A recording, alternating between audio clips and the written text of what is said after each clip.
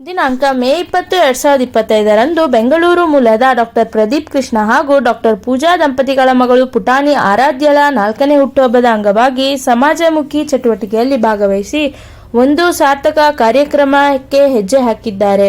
ಮೈಸೂರಿನ ಶಿವರಾಂಪುರದಲ್ಲಿರುವ ನವಚೇತನ ವಿಶೇಷ ಮಕ್ಕಳ ಶಾಲೆಗೆ ಅವರು 20 ಕಬ್ಬಿಣದ ಚೇರುಗಳು, 20 ಪ್ಲಾಸ್ಟಿಕ್ ಚೇರುಗಳು ಹಾಗೂ ದಿನಸಿ ವಸ್ತುಗಳನ್ನು ಹಸ್ತಾಂತರಿಸಿದರು. ಈ ಕಾರ್ಯಕ್ರಮವು ಮಾಜಿ ಮೂಡ ಅಧ್ಯಕ್ಷರಾದ ಶ್ರೀ ಎಚ್.ವಿ. ರಾಜೀವ್ರವರ ಸಮ್ಮುಖದಲ್ಲಿ ನಡೆಯಿತು. ಈ ಸಂದರ್ಭದಲ್ಲಿ ಮೈಸೂರು ಜಿಲ್ಲಾ ಮತ್ತು ನಗರ ಬ್ರಾಹ್ಮಣ ಸಂಘದ ಅಧ್ಯಕ್ಷರು ಹಾಗೂ ಮೈಸೂರು ಜಿಲ್ಲಾ ಪ್ರತಿನಿಧಿ ಡಿ.ಟಿ. ಪ್ರಕಾಶ್, ಅಖಿಲ ಕರ್ನಾಟಕ ಬ್ರಾಹ್ಮಣ ಮಹಾಸಭಾ ರಾಜ್ಯ ಸಂಘಟನಾ ಕಾರ್ಯದರ್ಶಿ ಹಾಗೂ ಸಮಾಜ ಸೇವಕ ಎಸ್. ರಂಗನಾಥ, ಟ್ರಸ್ಟ್ನ ಅಧ್ಯಕ್ಷರಾದ ಮರಿಗೌಡರು, ರಾಮೇಗೌಡರು, ಹೊಯ್ಸಳ ಕರ್ನಾಟಕ ಸಂಘದ ನಿರ್ದೇಶಕರಾದ ವೆಂಕಟೇಶ, ವಿಪ್ರ ಮುಖಂಡರಾದ ಶೇಷಪ್ರಸಾದ್, ಸಮಾಜ ಸೇವಕಿ ಕುಮಾರಿ ವೀಣಾ, ಶ್ರೀಮತಿ ಲಕ್ಷ್ಮಿ, ಪರಾಶರಣ್, ಶ್ರೀನಿವಾಸ್ ಪ್ರಸಾದ್, ಗಣೇಶ್, ಭಾಸ್ಕರ್ ಶರ್ಮಾ, ಶಾಲೆಯ ಶಿಕ್ಷಕ ವೃಂದ ಹಾಗೂ ಇನ್ನೂ ಮುಂತಾದವರು ಉಪಸ್ಥಿತರಿದ್ದರು. ನನ್ನ ಮಾರ್ಗದರ್ಶಕರು ಆತ್ಮೀಯರಂತ ಎಚ್.ವಿ. ರಾಜೀವ್ ಅವರಿಗೆ, ನಮ್ಮ ಬ್ರಾಹ್ಮಣ ಸಂಘದ ಅಧ್ಯಕ್ಷರಾದ ಡಿ.ಡಿ. ಪ್ರಕಾಶ್ ಅವರಿಗೆ, ನಮ್ಮ ಸ್ನೇಹಿತರಾದ ವೆಂಕಟೇಶ್, ನಮ್ಮ ವೀಣಾ ಮೇಡಮು, ನಮ್ಮ ಶೇಷಣ್ಣ, ಹಾಗೆ ವಿಶೇಷವಾಗಿ ನಮ್ಮ ಮರಿಗೌಡರಿಗೆ ಎಲ್ರಿಗೂ ನಮಸ್ಕಾರ ತಿಳಿಸ್ತಾ, ಏನಿವತ್ತು ನಮ್ಮ ಬ್ಯಾಂಗ್ಳೂರಿನಲ್ಲಿ ನೆಲೆಸಿರುವಂತಹ ಪ್ರದೀಪ್ ಕೃಷ್ಣ ಮತ್ತು ಡಾಕ್ಟರ್ ಪೂಜಾ ದಂಪತಿಗಳ ಮಗಳು ಆರಾಧ್ಯಳ 4ನೇ ಹುಟ್ಟುಹಬ್ಬದ ಪ್ರಯುಕ್ತ ಈ ಒಂದು ಕಾರ್ಯಕ್ರಮವನ್ನು ಹಮ್ಮಿಕೊಂಡಿದ್ದೀವಿ.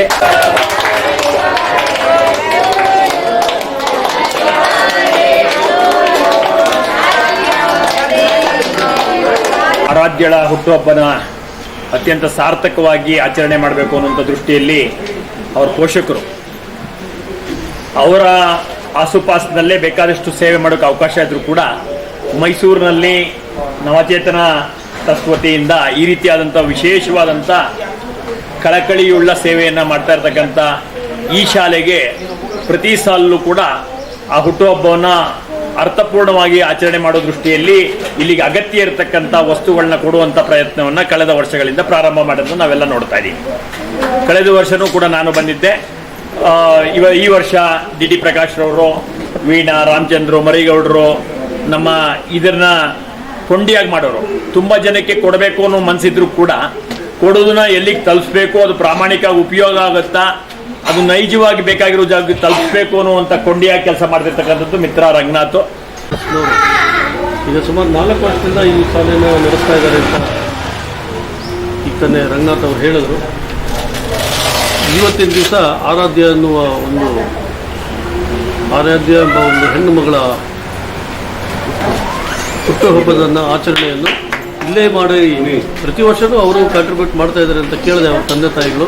ಇಲ್ಲೇ ಮಾಡಿ ಅಂತ ಹೇಳಿದ್ರೆ ದೈವ ಪ್ರೇರಣೆ ಇಲ್ಲದ್ರೆ ಅವರು ಆ ಥರ ಮಾಡೋದಿಲ್ಲ. ದೈವ ಪ್ರೇರಣೆಯಿಂದ ಮಾಡ್ತಾ ಇದ್ದಾರೆ. ಇದು ತುಂಬ ಸಮಾಜಕ್ಕೆ ಬಹಳ ಒಳ್ಳೆಯ ಕೆಲಸ. ಈ ಥರ ಶಾಲೆಗಳು ಹಲವಾರು ಇದ್ರೂ ಎಲ್ಲ ಕಡೆಯೂ ಈ ಒಂದು ಒಳ್ಳೆಯ ರೀತಿಯ ಸೇವೆ ನಡೀತಾ ಇಲ್ಲ ಅಂತ ನನಗೆ ಕೇಳಿ ಬಂದಿದೆ.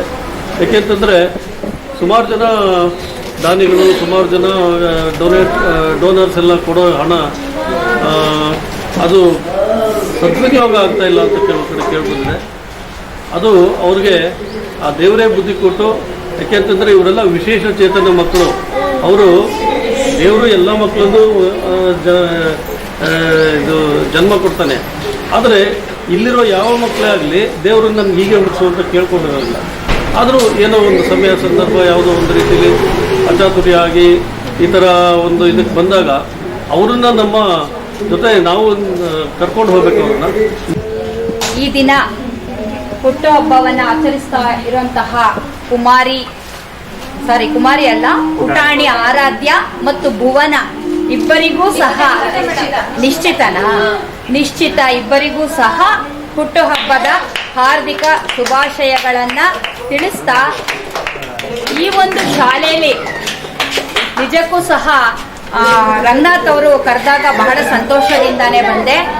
ಎಲ್ಲ ಕಡೆನೂ ಡಿ.ಟಿ. ಪ್ರಕಾಶ್ ಸರ್ ಹೇಳಿದಾಗೆ ಸಾಮಾನ್ಯವಾಗಿ ಎಲ್ಲ ಸಮಾರಂಭಗಳಿಗೂ ಎಲ್ಲರೂ ಬರ್ತಾರೆ.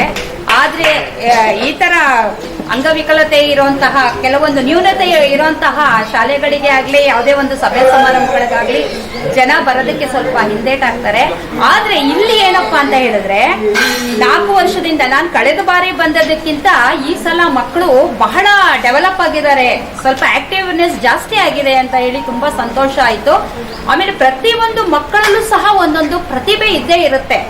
ಯಾವ ಮಕ್ಕಳಲ್ಲೂ ಈಗ ಯಾರು ನೀವು ಅಂಗವಿಕಲರಲ್ಲ ಹಂಗ್ ನೋಡಿದ್ರೆ ನಾವು ಸಹ ಅಂಗವಿಕಲರೇ ಅಂತಾನೆ ಹೇಳ್ಕೋಬೇಕು. ಯಾವ್ದ್ರಲ್ಲಿ ಮನಸ್ಸಿನಲ್ಲಾದ್ರೂ ಆಗಿರ್ಬೋದು, ಮಾತಲ್ಲಾದ್ರೂ ಆಗಿರ್ಬೋದು. ಆದ್ರೆ ನಿಜವಾಗ್ಲೂ ಮಕ್ಕಳಿಗೆ ಆಗ್ಲಿ ಯಾವುದೇ ಒಂದು ಮನುಷ್ಯನಿಗಾಗ್ಲಿ ನ್ಯೂನತೆ ಪ್ರಧಾನ ಅಲ್ಲ. ನಿಮ್ಮಲ್ಲೂ ಸಹ ಒಳ್ಳೆ ಪ್ರತಿಭೆಗಳಿದೆ. ಆ ಒಂದು ಪ್ರತಿಭೆಗಳನ್ನ ಗುರುತಿಸಿ ಆ ಪ್ರತಿಭೆಗಳಿಗೆ ಅನುಗುಣವಾಗಿ ಅವರಿಗೆ ಟ್ರೈನ್ ಅಪ್ ಮಾಡಿಬಿಟ್ಟು ಅವರಿಗೆ ಜೀವನದಲ್ಲಿ ಒಂದು ಸಾರ್ಥಕ ಜೀವನವನ್ನ ನಡೆಸೋದಕ್ಕೆ ಅವಕಾಶ ಮಾಡಿಕೊಡ್ಬೇಕು ಅಂತ ಹೇಳಿ ಆಗಮಿಸಿರುವಂತಹ ಎಲ್ಲಾ ಗಣ್ಯರನ್ನು ನಾನು ಕೇಳ್ಕೊಳ್ತಾ ಈ 1-2 ಮಾತಾಡಕ್ಕೆ ಅವಕಾಶ ಮಾಡಿಕೊಟ್ಟಂತಹ ಎಲ್ಲರಿಗೂ ಸಹ ವಂದಿಸುತ್ತಾ ನನ್ನ ಮಾತನ್ನ ನಿಮ್ಮ ಆಂಡ್ರಾಯ್ಡ್ ಮೊಬೈಲ್ನ ಪ್ಲೇಸ್ಟೋರ್ನಲ್ಲಿ ನಮ್ಮ ಶ್ರೀಗರಿ ಟಿವಿ ಆ್ಯಪ್ ಲಭ್ಯವಿದೆ.